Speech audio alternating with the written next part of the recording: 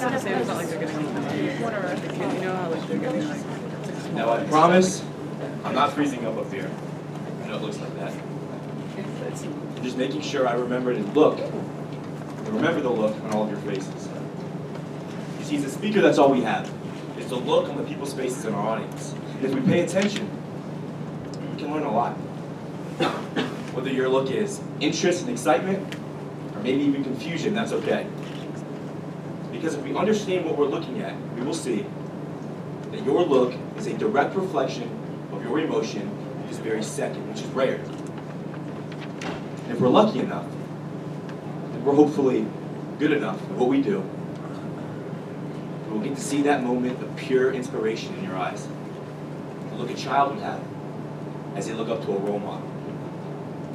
Now, I had many different role models growing up in all different areas of life. It doesn't matter if it was acting, art, wrestling. Now, my role models were never my role models solely because they were the best at what they did. Now, I admit that had something to do with it, but that was never the main reason why I chose them.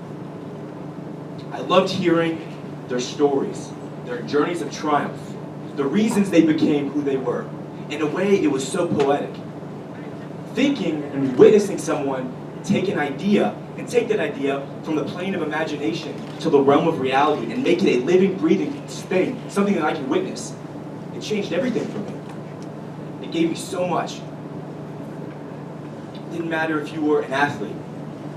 When growing up, you were never amounted to anything. You were the last one picked. You weren't the quickest. You weren't the strongest. People had no faith in you that you would ever do anything in athletics. But you didn't listen. And every second of every day, you bettered yourself, and you trained, and you progressed until one day, you won that world championship, that Olympic championship, out that belt around your waist.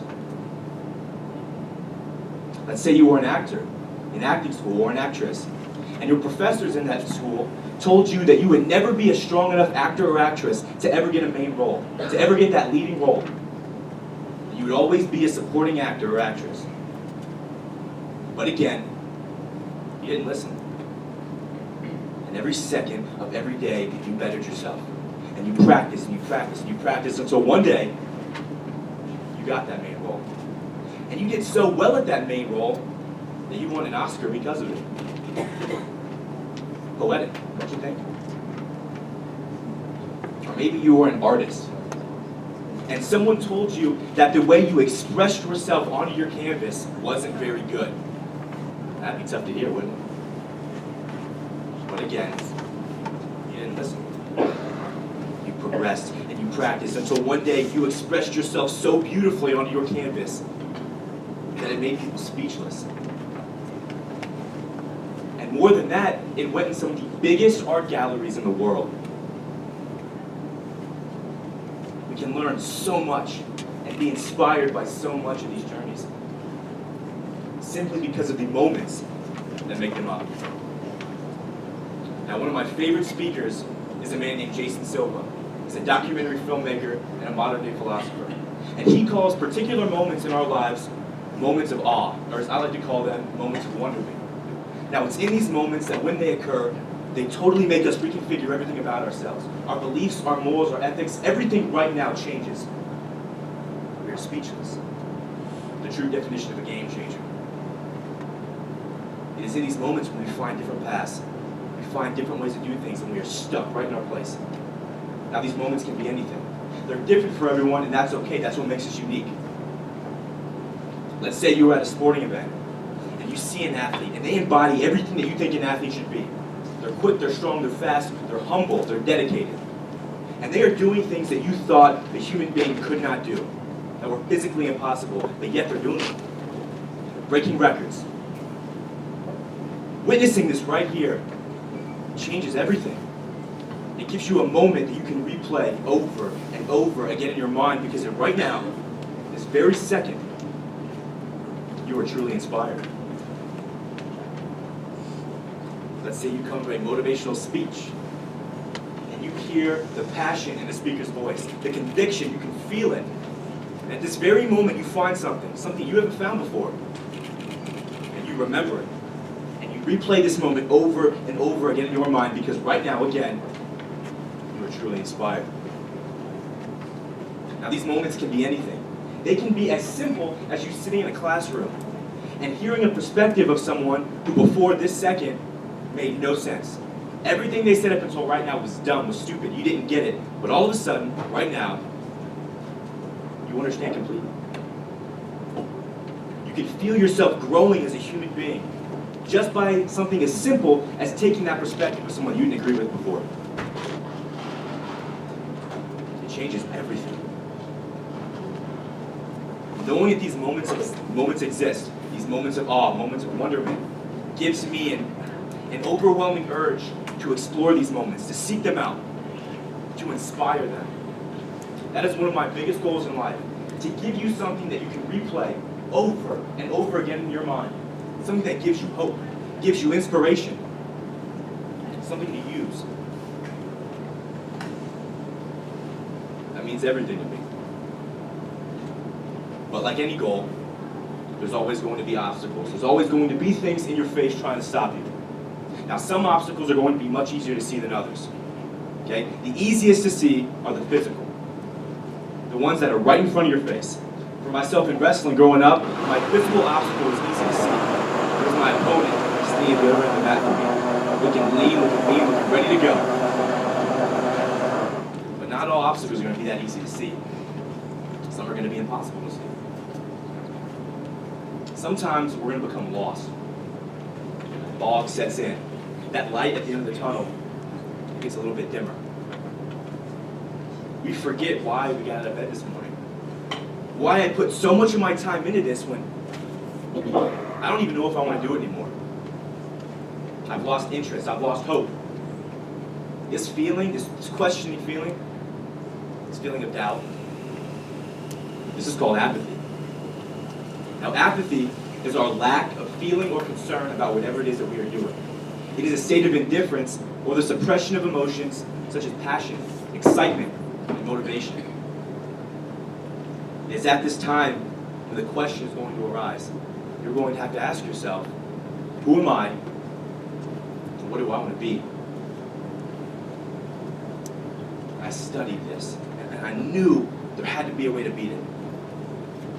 There had to be a way to overcome the time when we are lost, we have no answers, when we truly question ourselves. And I came up with some that are easier than others to do. The simplest one was to surround yourself with positive people. People that can reinforce why you do what you do. Alex, you're being crazy. Like, you know this, you've done it a million times, you love speaking, you're just going through a phase. Let's get out of here, let's clear your head.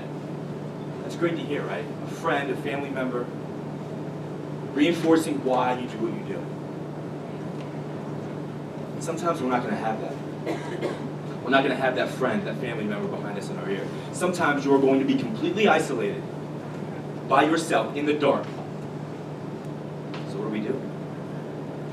How do we beat it? How do we clear the fog and see that light? That light that inspired us, that changed everything. It is by remembering the moments that inspired us. The speeches, the sporting events, the perspectives that we've learned and we've decided to take in as our own. The things that change everything. Those moments of awe, those moments of wonderment. Life-changing moments that we replay over and over again in our minds, because at those moments, again, we are truly inspired. I was at a conference not too long ago, and I was speaking to a girl who had similar interests as me. She wanted to be a public or motivational, inspirational speaker, however you want to phrase it. But she said, I know I can't do it. With my curiosity, I asked, why? Why is that? And she said that to become a motivational speaker, you need to have something crazy happen to you. A shark attack, a plane crash, something ridiculous to give people hope, to show them that you can overcome things. But nothing like that has happened to me, so I know I can't do it. And I thought about that for a very, very long time. And I found out that she's absolutely right. We do need something crazy to happen to us, something that we can tell people to get them hooked, to show that we can overcome things. But what she didn't understand was that we all have moments in our life worth telling. We all have experienced things so small and so large that can change everything. Your perspective, doesn't matter how big or how small, can change the mind of another person, can give them insight, can give them hope. We are obligated to share our perspectives, to share what you have to say. I know I've been quiet for too long, especially with moments that have fueled me, that have inspired me.